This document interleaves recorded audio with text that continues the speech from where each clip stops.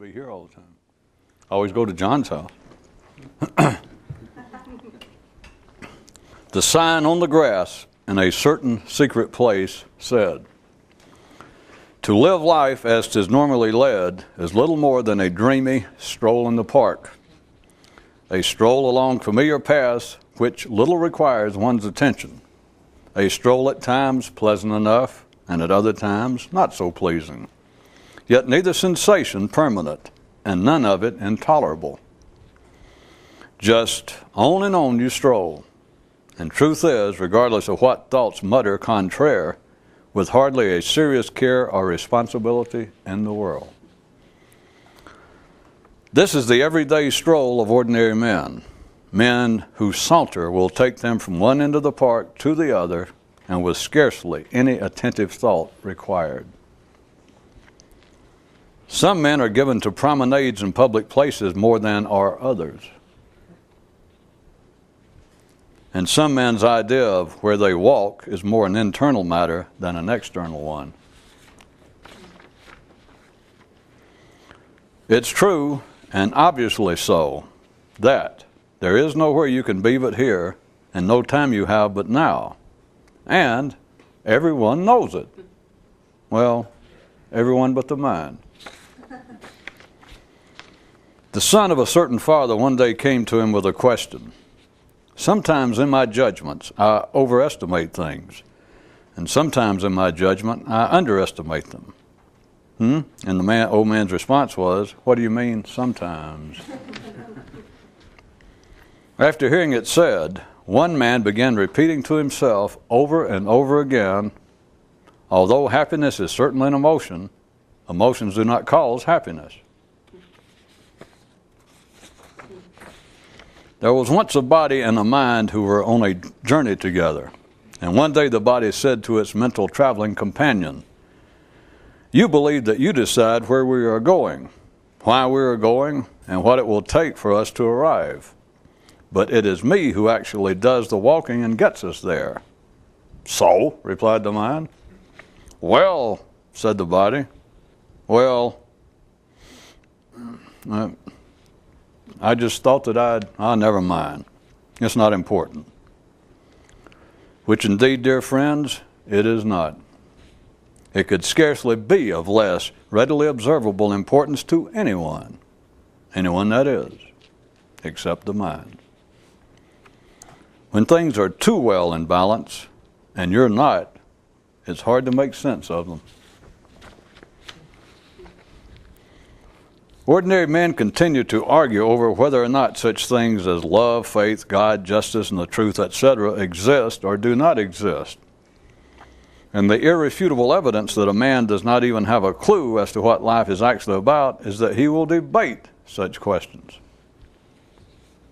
And for those of you in graduate school who may be sitting in on this class, I will note for you that the advanced reality of the above fact is that the clear proof that a man doesn't even suspect what is going on in life is if he will argue any question.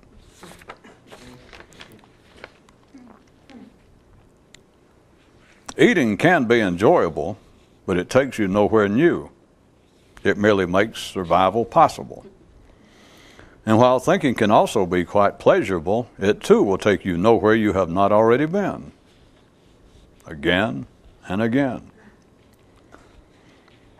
One chap mused, "Why don't men go ahead and admit outright to themselves their main and best loved pastime? Anything habitual." The obvious is very seldom noted. Why do you think that the ordinary call it the obvious? Special sight. That's right.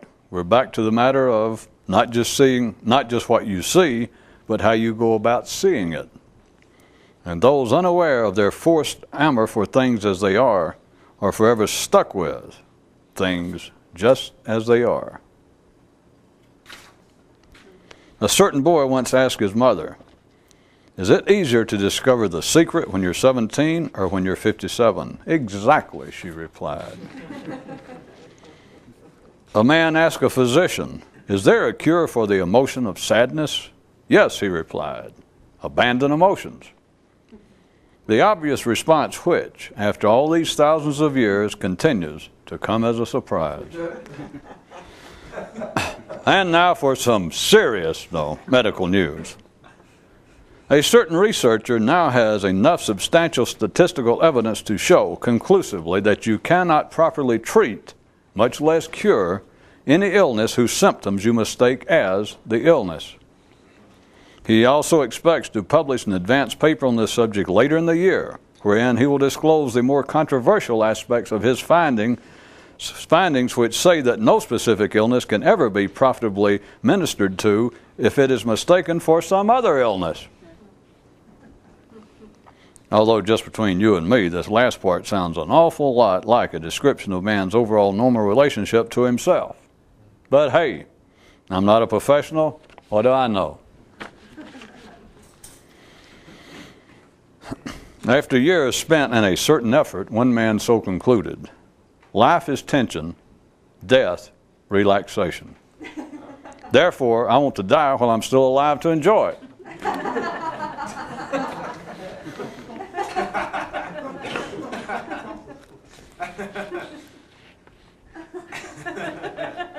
Another inescapable fact, so simple as to be consistently overlooked, is that if your aim is not to be free of yourself, to actually become something other than you are now, then no matter how much you think, talk, and fret about it, you never will be. How is it that men continue to believe that they can achieve other than what they desire? It is the mind, my dear, the mind that, after having decided on a destination, and in face of the fact that it makes no effort to go there, can yet pacify itself by merely recalling the name of the destination. The king once said to his prince, those who make note that the search for enlightenment cannot succeed if pursued egotistically, unwittingly expose their own ignorance of the subject, and that those who believe that they personally have anything at all to do with it are not even in the same universe wherein the search can ever commence.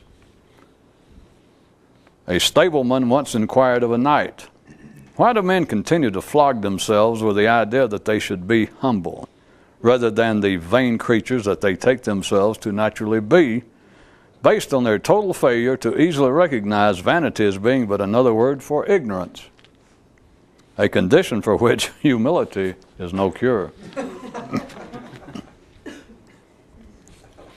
One day, while in one of those brighter, more receptive moods, a man began to pay his respects to life and to extend his gratitude for such times by saying aloud, life, you rascal, you sly devil. You're almost as neat as, and here he said the name of his recently deceased dog, then fell silent for a moment as he looked away and added, of course he probably picked up a trick or two from you. Whenever someone would attempt to give this one man a job and hand him a resume to fill out, he'd always write down just one word, not home, which many potential employers would quickly spot to be two words.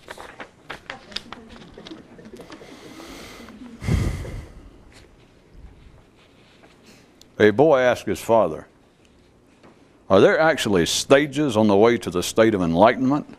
And the elder replied, no. There is the state itself and then the efforts to achieve it, which, when they are given names and men become overly attached thereto, are often then thought of as some sort of interim stages through which one must or can pass before reaching the ultimate destination. But this is another case of not seeing clearly, for it is simply as I said. There is the state of full realization and liberation itself, and then there are all of the infinite and various efforts available for a man to use to attain it. Don't confuse the two. It wastes your energy and makes you appear an even larger fool.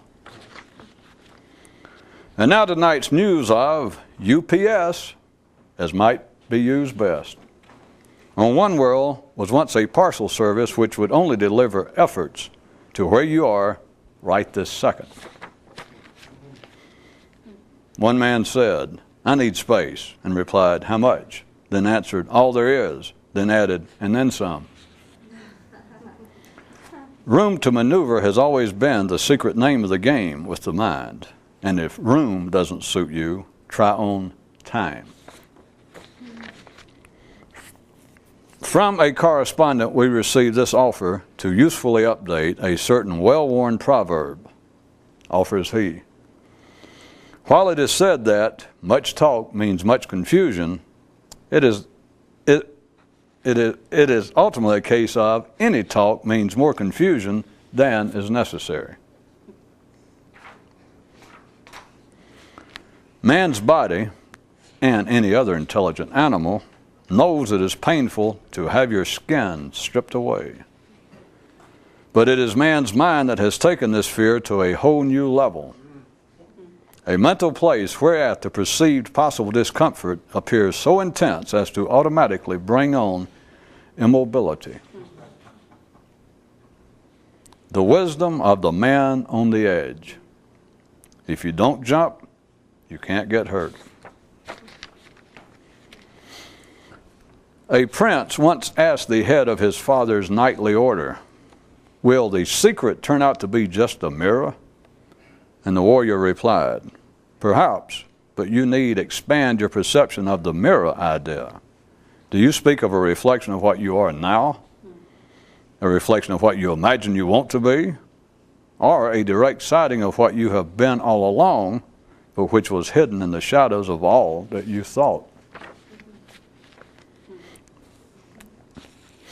At the funeral, when it became truth time, someone stood and said, those who attempt to explain death are idiots, which easily brought the proceedings to an early conclusion. And now for tonight's serious, or at least semi-passionate question. How comes it that men routinely claim to be emotionally unhappy when the only real basis for this is physical pain, and they cannot seem to call it as such? Anything other than physical discomfort is simply impulses in the brain combined with thought and translated into words describing some external event which it now embraces as having been unhappiness causing. But no, it is only the mind under these conditions that is the cause. How comes it, you think, to be that this sort of thing man can't see? Yes, that's right. There's always much more going on than meets the eye. And for those with enhanced vision, much less. Another dead-on giveaway. As long as you believe that it is a mental strain just to be alive, then you still have no idea what mental means or being alive is.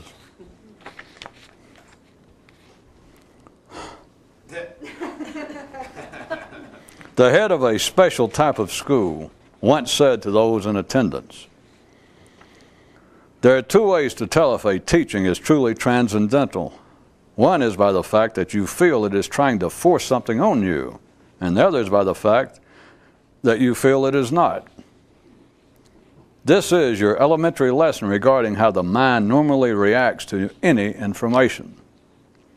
And he so well warned should be he informed sufficiently to move to higher grades. And now for tonight's serious geological news. Mountains exist because pebbles exist. And men exist because cells exist. And thoughts exist because men believe that they do. And from ignorance, there is no graduation, as long as the name of your school contains any reference to the idea of knowledge. After considerable study on the matter, one man eventually asked himself, what would it be like if you could mentally be attentive to only what you were presently doing? Or perhaps better yet, to be continually conscious of the fact that it generally makes no difference to what you're doing if you're attentive to it or not. Caution. Men, Ordinary men attempting the latter run the distinct risk of developing a headache, the intensity of which they cannot even imagine. And now for some really serious, come on now, medical news. When pain becomes too severe, it turns into confusion.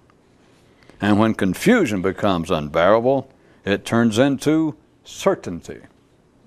And certainty with a vengeance.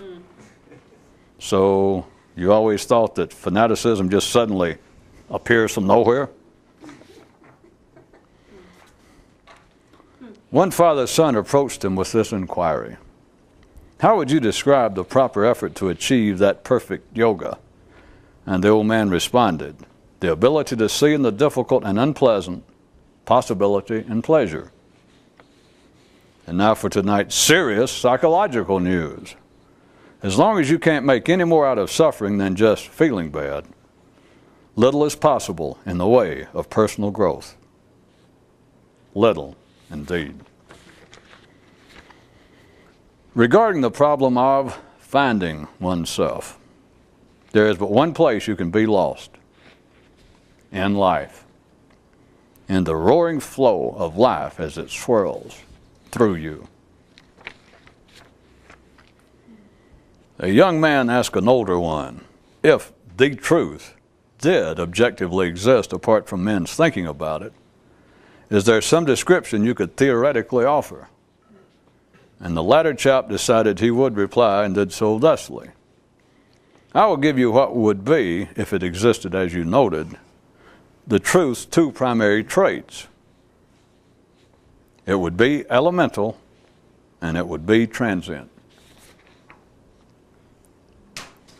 What can the mind truly, objectively know of itself? A radio would describe electricity as being an oblong-shaped box with many knobs and lights that emit sounds much like the ones we're used to hearing. It is not the job of objects to define action, or vice versa. Even after one has experienced the awakening, their efforts are not that different from everyone else's. It's just that their understanding of what it is has improved. They have not been relieved of their efforts, and only those who've never tasted claim otherwise. You may file this information under the heading of either things good to know or things I wish I'd never heard of. And now for tonight's serious mystical news. Just what sort of goal is it that the struggle to achieve it is meaningless? And of course the answer is the only goal worth seeking. A girl asked her mother, no matter the many fancy descriptions given it, how can the awakening turn a person into anything other than what they are? Okay, why not tonight? Why not tonight is yet another opportune time for a simple, direct confrontation with it. You can never have a T-bone till you turn loose of that Big Mac.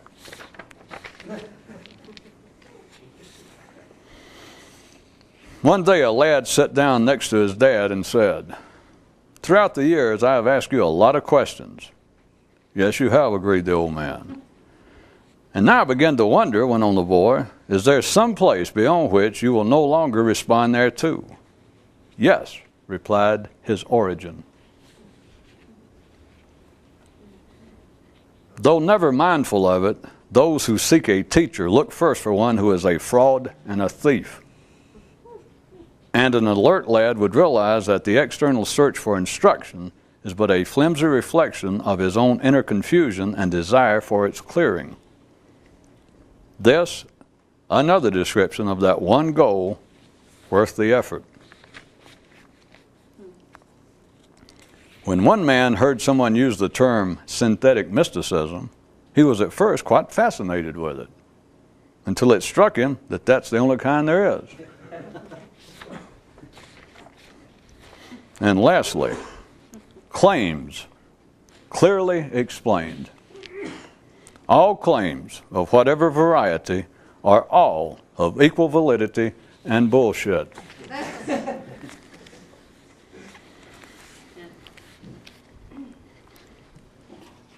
There is a question.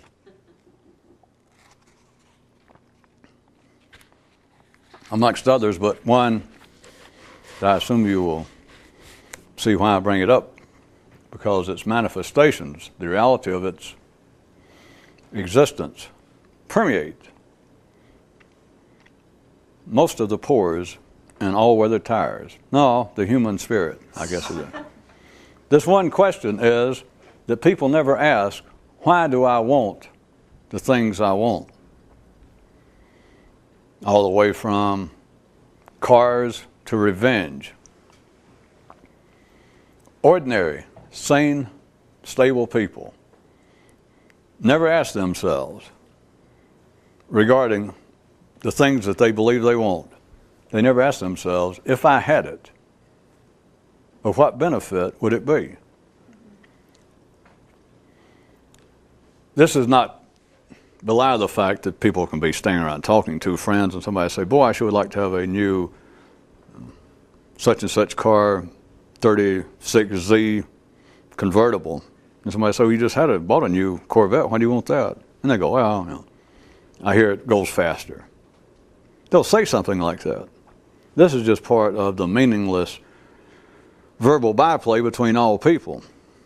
But a man, an individual, being driven, and the more civilized he is, the more he is driven by desires that are non-survival required. That should be obvious by now. Takes no great mind to see that if you are living under normal civilized conditions wherein you are not fighting for survival on a day-to-day basis, there has to be some reason to get up. There has to be some reason to continue to find yourself motivated. And most people would consider that it has to do with the emotional qualities, the emotional interest in life, because people would confer to a new car, not for the sake of transportation, but a new car. They would describe it as an emotional desire, if you present it in the right way without it sounding as though you're attacking them, because they do not need it for physical survival, or they do not need this new one for actual physical survival, even at a second order level, such as, well, I've got to get to work to make a living. They want it for reasons, if they'd be just halfway, as they call it, honest, they'd probably say, well, I could pick up more women. I don't know, at least to themselves, they picture themselves, and it's an emotional picture they would think if I asked them about it. They picture themselves in this shiny red car with the top down, maybe their hair just slightly blonde and a little longer than it is now, flying down the highway or stopped at lights, and all these beautiful girls standing down the corner going, boy, you know, I'd take him in a minute, as long as he got that car. Well, men and women, well, that's a different thing, but men don't like to dwell on the last part. At any rate, I assume you see that it does have an emotional content, to say the least. And given you the spectrum that I offered originally when I said that people never ask why they want what they want, and as examples I gave, I said all the way from a new car to revenge. Now, if we get into revenge, with ordinary minds, there would be no question whatsoever that we're talking about something of an emotional quality. So, without me continuing to have to labor examples, but I'm telling you, I offered as a challenge, you can look at all the way from literally physical possessions, such as an automobile, to those of an entirely non-physical nature that are certainly, by all accounts, emotional, such as revenge. And I challenge you can consider it yourself. Through all of these non-survival required things that people might want, they never, ever ask themselves in anything resembling an objective manner. They don't even attempt it.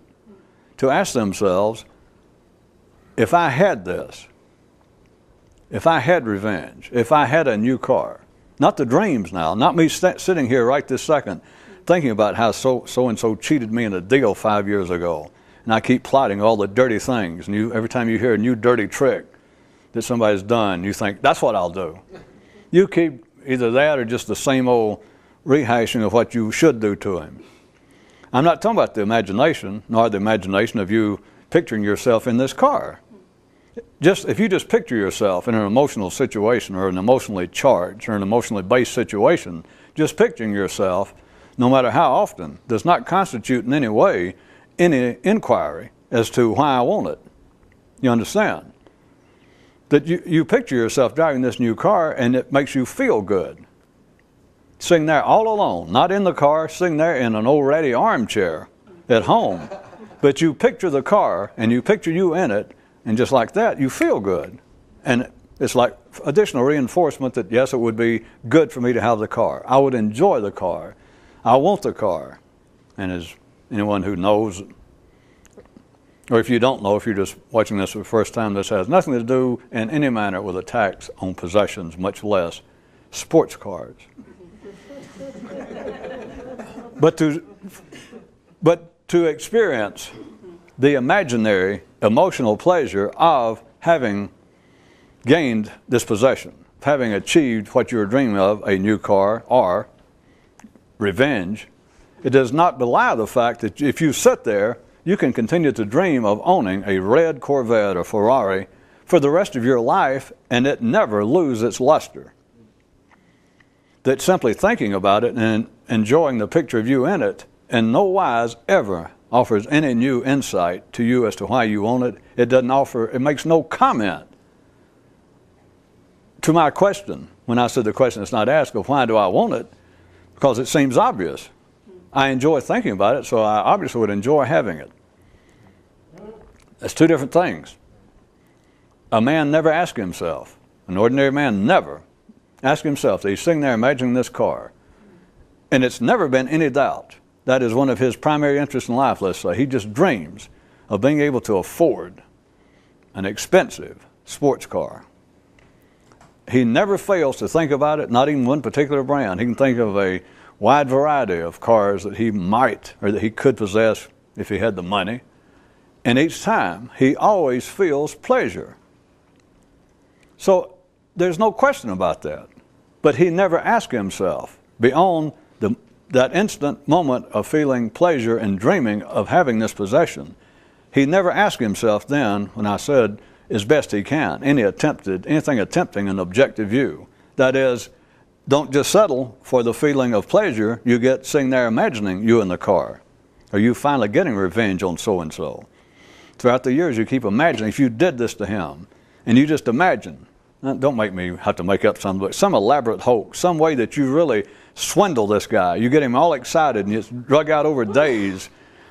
And finally, right at the tail end, when he thinks something great and wonderful is going to happen to him, suddenly the rug is pulled out from under him. It cost him dearly, and you suddenly appear and he realizes what's happened. And the look on his face, and right then, the joy you feel. We're not questioning that. I'm not making any moral judgment, as you know. And you enjoy. You just see him. You picture this whole thing over and over, and it gets more elaborate, this great scheme. And finally, when you make it aware to him that he has been bamboozled at a very costly, to a very costly degree, and he goes, and right then you feel enjoyment. Sitting there alone, you haven't seen him in years, you sit there and imagine it, and you have a kind of emotional pleasure out of it, similar to imagining yourself in the car. But no one attempts, ordinary mind cannot be objective, but no one attempts what I said. They make no attempt at an objective inquiry. That is, they will not even go past the experience of pleasure over imagining the possession of this thing, car or revenge. They never go past that to go, okay, I enjoy thinking about it. But then they never go, wait a minute. He just had the pleasure of imagining the guy realizing, I've been took. After all these years, God, I wish I'd never, all the things you imagine, just a pleasure to see his face when he realizes that you've done it to him. And it's probably going to ruin his life worse than the effect he had on yours. That or the car. Either way, you receive pleasure from imagining it. But no one does that. That's already happened. Let's say that's happened, there you sit. And no one ever stops and goes, something like this. Like, well, I've been imagining having this car, getting revenge like this now for 10 years. And I always feel so good about it. They make no inquiry like, wait a minute. besides the pleasure of me letting that scene play out through my mind again and again, and those little snatches of me in the car, and I glance around out of the sides of my expensive shades, and I see these beautiful girls standing on the corner going, woo. That's the end of it. It just flashes and it's gone, flashes and it's gone. The same thing with the story of you getting revenge. But no one ever stops after that and goes, well, now wait. And not denying. You're not involved with some sort of guilt, and you're not involved with trying to flag yourself with some amount of guilt like, well, I shouldn't do this, or I don't need a car. There are people starving in Europe. No. Let them eat a Ferrari. No, that's and send me the leftovers. What a crude person that was, whoever said that. Shame on them. I'm sure they will be getting a quite dirty letter on their birthday from Mother Teresa. No one, after experiencing the pleasure, stops and asks anything along this line. That I continue to find that pleasurable. I'm not questioning that. But what if right now, sitting in my drive, was a $150,000 Ferrari, and it was mine? Now, I understand the pleasure, but I've already gotten enough. I understand the pleasure of it. This is you talking to yourself. I understand the pleasure of it because I almost wet my pants just sitting here in the armchair thinking about having it. So I know that there'd be some pleasure. But I also know this. After driving it a week, it'll become a car. 2 weeks at the most.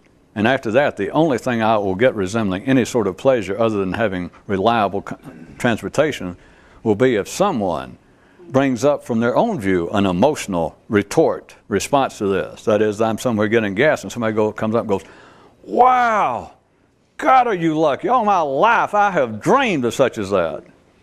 For a second. Nothing as strong and as long-lasting as even the momentary ones you used to get before you had the car sitting at home alone, but you will get perhaps a spark. But I mean, we're talking simply second, 2 seconds at the most, and it's gone. And a man with any intelligence would know this, and we're back to him sitting there and going, all right. So I'm aware of that. But I'm aware that there is pleasure. There was initial pleasure.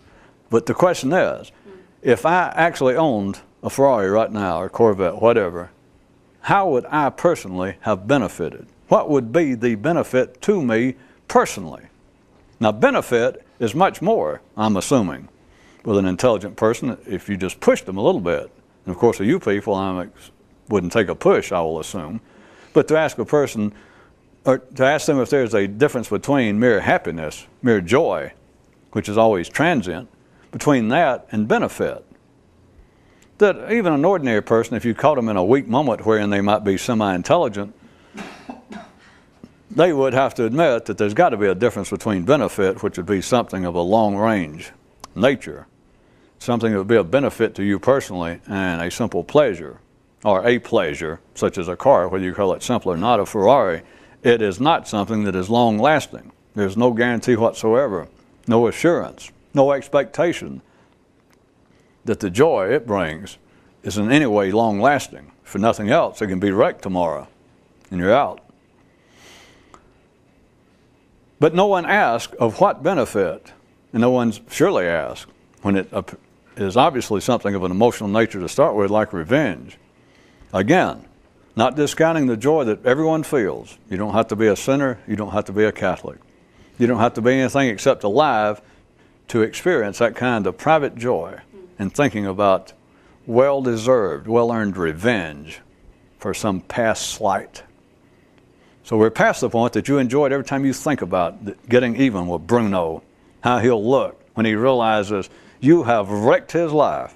Not just wrecked his life, built him up with new expectations, and then wrecked his life. All right. No one then goes, I sure do enjoy that, thinking about it. But if I actually did that, and it worked out just like I said, and there was Bruno really, and reacted in a manner as crushed, or perhaps even worse in real life than I imagined. All right, after that, what? This has nothing to do with morality. Nothing.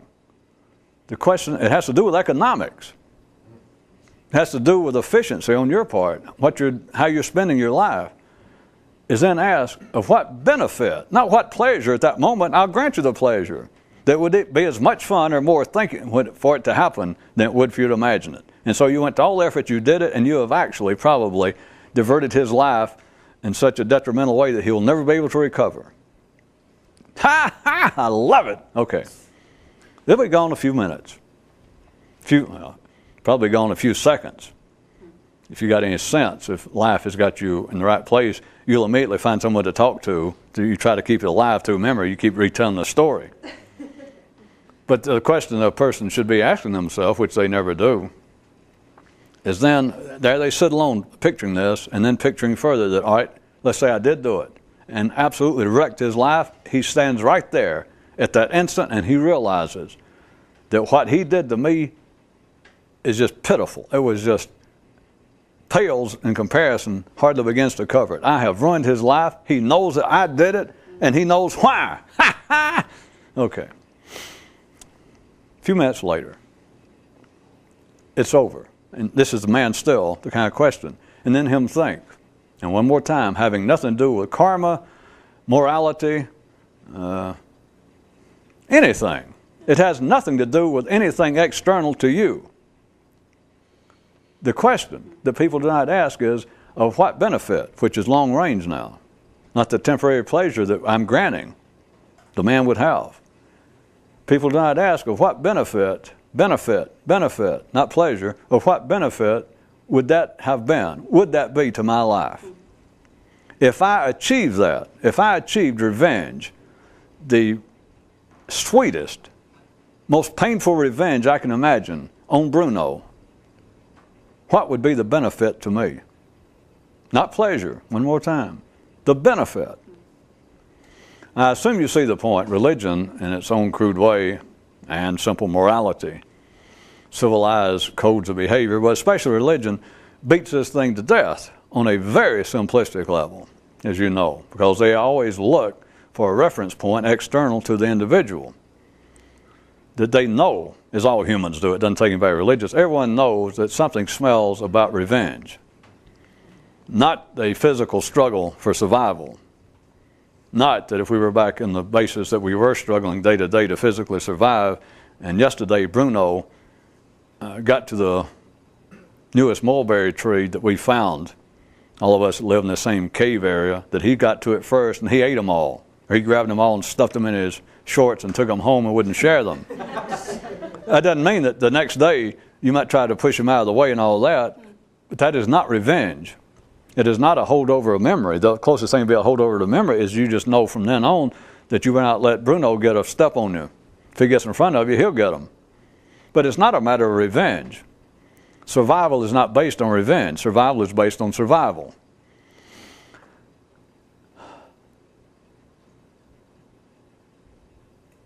Ordinary people, the things that they seek are always on the basis of some imagined pleasure, or some pleasure as they imagine it to be, which I'm not questioning. But they do not ask what would be of any benefit. And the answer is, what can you think about? What is available to an ordinary man, if you see where I'm going, that is of benefit? And the answer is nothing.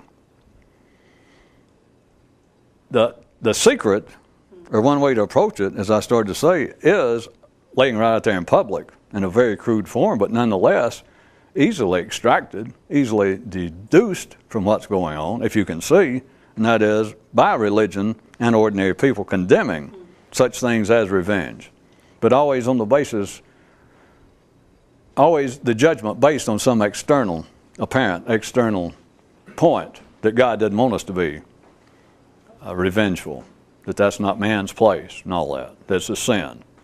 Or the secular law just says revenge is not up to the individual, that's disruptive to the collective peace. That's why we have laws. If you've got a grievance against your fellow man, that's what we have the tort courts for. That's what we have civil courts, sue the bastards. But it's not up to you to go out and seek revenge on the person.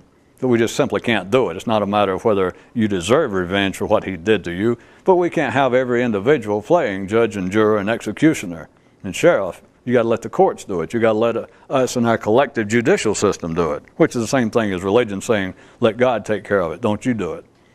The point being that everyone knows that something is fishy. When the humans know that something is fishy, what they do is condemn it. They don't investigate it. And when I say fishy, I assume you know what I mean. Everybody knows that this pleasure you imagine over having a $150,000 car, assuming that your average income for all of your life is like $20,000 a year. Imagining the pleasure, the benefit that you would derive from having this car, or the benefit you would have over wrecking, for the sake of revenge, Bruno's life. Everyone realizes, unwittingly, or as ordinary people would say, non-consciously, which is simply non-verbally, which is simply unwittingly, is part of the general flow of life, but it has not reached a level of intensity wherein people actually think of it. But the manifestation of it, their awareness of it, is reflected in the fact that people continue, that it's common to condemn avarice past a certain point. To tell a guy with a fifth grade education, they'll never make over $20,000, that, you shouldn't worry about having a Ferrari. You're never going to have one. You're just driving yourself crazy. And especially those who can afford them are always quite willing to tell poor people, oh, you don't need that. So, all the way from that to religion saying that men should not seek revenge. The point is, there is a kind of uncodified, unspecified, common knowledge that most of the desires, many of the desires that men cherish are fishy, that something stinks somewhere near Sheboygan. And it may not be a cheese factory. That they sense something is wrong. Well, think about it. I mean, it's not a big secret. Why else would men stand still? Why else would men not only stand still for it, but go and solicit, such as in religion, that everyone pictures, everyone can taste the sweetness, the enjoyment of getting revenge for some ill treatment they have suffered. They taste it. They imagine it. I've already told you, I'm not questioning it. I know that people sit there and picture getting revenge, and it is pleasurable, the whole picture of it. But unwittingly, life has placed the knowledge, the awareness in man that something is fishy on this basis. What I was getting at is, if it's all that sweet, if it is unqualified sweet, if the desire in its unconditional realization would give the pleasure imagined, then men would not, rise to you rhetorically, would men go out and spend money, dress up on Sunday or Saturday or Tuesday, and go somewhere, suit and tie, have to take a shower, drag the kids along, and go somewhere week after week to stand and hear another man, another dumb stranger, stand and condemn revenge. Now, something's funny. One way or the other, you got to look at it this way. One way or the other, something is going on funny in you, or something's going on funny in that situation, that you will pay somebody, solicit them, go out of your way to go hear somebody condemn revenge when you were just sitting at home imagining it, how sweet it would be. Behind that which men condemn is always something that is fishy, which is to say it is something, the only reason anything is condemned is that it is not understood. So here you have, back to my question, is there anything that men normally experience that is not subject to my question, which I've already inferred the answer, my question of what benefit would it be? And I can leave it as a rhetorical challenge, but I'm assuming that you're catching on what I'm pointing at, with no judgment having to do with possessions or morality or anything. That which men that which men need, without knowing it, that would bring about benefit, not temporary pleasure, which is fine. If you're satisfied with pleasure, it's not my business. It's no one's business. And most of the world is satisfied with pleasure. If they did not have the minor pleasures like food and sex, and watching the ball games after sex down at the bar, a good cigar, if men did not have such pleasures, I wouldn't want to be around them. I mean, it's all you can do it's all you can do to keep men barely civilized and tolerable to be around, even at arm's length. So none of us should be questioning the so-called pleasures of the flesh. Even pleasures, apparently the non-flesh, like people going to church, which makes to some people makes as much sense that people enjoy that as it does that people enjoy eating artichokes or rutabagas or sleeping in hair shirts. I don't know. So it's not a matter of questioning the pleasure, but it's a matter that people do not realize. A few people, now I'm speaking more specifically to people who might be interested in such as this, that they never question what's going on in their life, the things that they spend mentally, mucho of their time dreaming of. And they never question, why do I keep doing this? If these dreams were realized, of what benefit would they be? And I will assume that there are enough of you now know that one more time, it has nothing to do with morality, it has nothing to do with God being proud of you, and has nothing to do with being an ascetic. All of those come about after the fact. There are very crude attempted backdoor approaches for people to go join up like a monastery, live the life of an ascetic, give away everything they have. If you understand what I mean by backdoor, I shouldn't call it a backdoor approach. It's attempting to back up a one-way street and pretend you're going forward and then wave at people. Because it's not, when I say a backdoor approach, I don't mean it'll work, but it's like going ahead and join a monastery, because oftentimes those with minor hungers for the mystical, the classic monastic environment usually provides two interesting and apparently beneficial or pleasurable at the moment for the people who have a slight mystical interest. That is, they normally forbid all talking, which is an immediate help, and they normally make you give away everything. That no one in the monastery has anything other than the clothes they got on and a plate and a spoon and a cup. And that's it. Everybody's in the same position. No one has anything. And, of course, as you all know, they make theoretical, verbal, all sorts of fanciful dreams about all this and why God's pleased and it's good for us and all that. It's based on reality, but it's just a crude, you understand, going down a one-way street backwards. As you go ahead and imitate the behavior with no understanding of it. It's not going to do you any particular harm, but you're not getting the benefit. You'll never get the full benefit from it. You may simply stay there. Many people do, and they find it more pleasurable to be in a place where they don't have to yak all the time and where they certainly don't have to hear everybody else yak all the time. And plus, they can't overtly get involved with running the rat race anymore and trying to get possessions, because there are no possessions allowed. And so at least the behavior has been affected in a way that they find agreeable. But a person this side of that's going to do it the right way, that you've got to understand that all of this arises from the mind and simply changing behavior, or starting out changing behavior, or putting yourself under circumstances where your behavior is forced to undergo an alteration, is not going to produce necessarily, by any means, any new understanding, much less enlightenment, awakening, or the perfect yoga, the divine union, the ultimate liberation.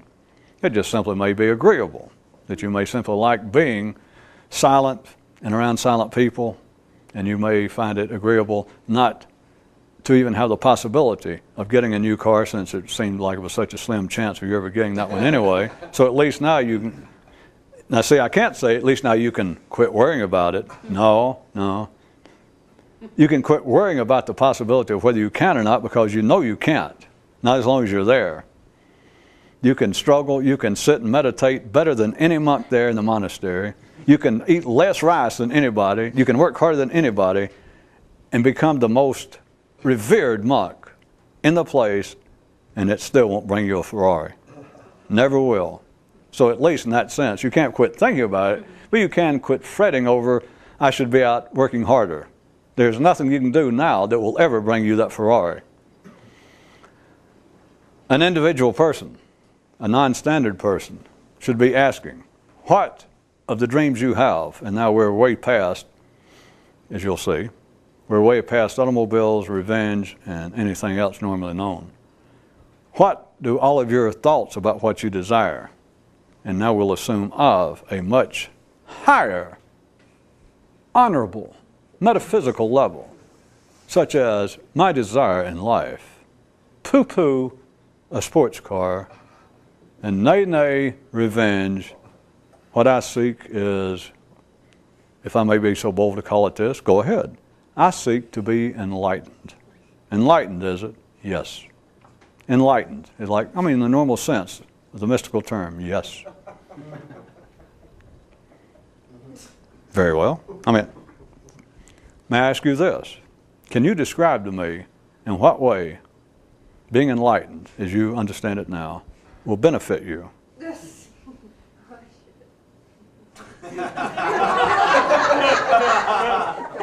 For those of you in TV land, someone inadvertently, which does not normally happen, but someone in the audience went, speaking the part of the person who was asked the rhetorical question of what benefit would enlightenment be, somebody uncontrollably went, oh shit. Which I see, I have no ability to improve upon that. I wasn't going to answer it myself because I assumed that you would silently see what I was inferring. It is a most subtle, and always has been. I'm not the first to discover it, and you won't be the first to discover it either. A most subtle point of potential captivity. A potential captivity that has no mechanical, no automatic cessation to it. And that is, you do not see that there is an absolute difference between attempts to do something and the achievement of it. And everyone will say, well, yeah, I know that. And I can go back to my common descriptions all the way from a man who attempts to quit drinking to a man who attempts to achieve enlightenment, which may seem to be two different subjects. Yeah, I know, they appear to be two different subjects, but if you think that the dynamics involved are two different dynamics, then you might as well go back to drinking, or maybe you are drinking. Or maybe you're having flashbacks to moments when you're inebriated. Or perhaps now there's not that much difference between your normal state and one of inebriation.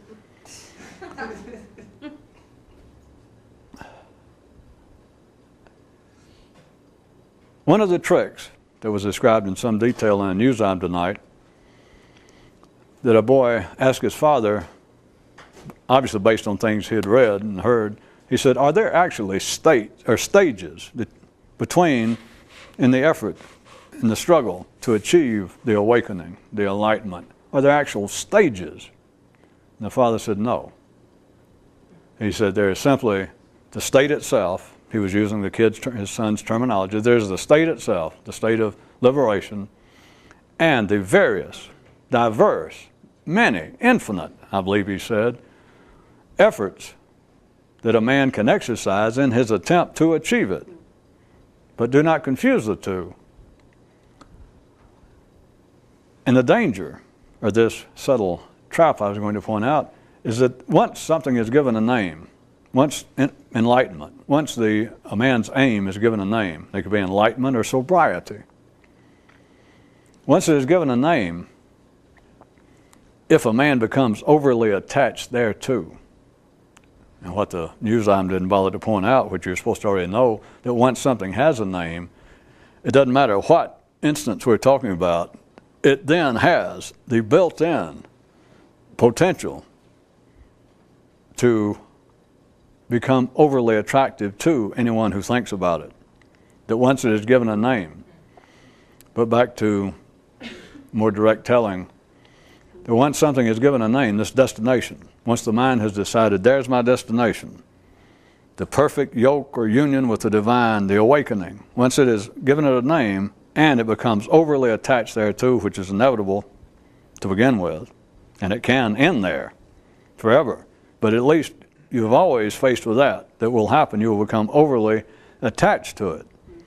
But for a very good reason from the mind's view, is that then once you have decided my destination is enlightenment, once the mind has selected this destination, it has a name for it, or it's picked up a name, that's it, enlightenment, then in face of the fact, in spite of the fact that after that no effort is made to attempt to go there, the mind is pacified by being able to simply recall and recount the name of the destination.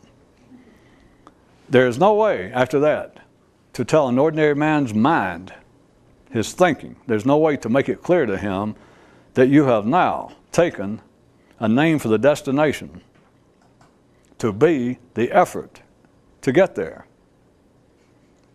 And to say they're not the same thing is almost an insult to a man's intelligence, if an ordinary man had any real intelligence. And then on top of that, there is the feeling that as long as I'm thinking about that, it is a worthy desire of which I think. And you say, well, what's the benefit in you thinking about it?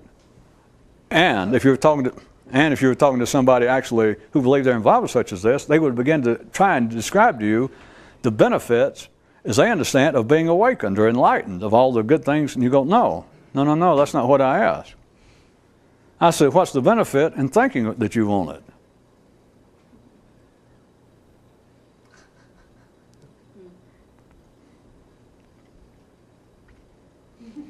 And it's worse than that. Well, worse in the sense if you are interested in efficiency of energy and not dying and still be bleeding to death and not knowing what happened. If you do not question what you think about what the intent of such as this, what your intent, not my intent, not what Zen Buddhism's intent is, not what Islamic Sufism is, not what Christian or Jewish mysticism's intent is. They got no intent. They got names. And you can go, yeah, but I like that name. I know you do. You got to start with a name. But then a man, you've had a few years, then to ask a man, why do you keep wanting a Ferrari? Enlightenment.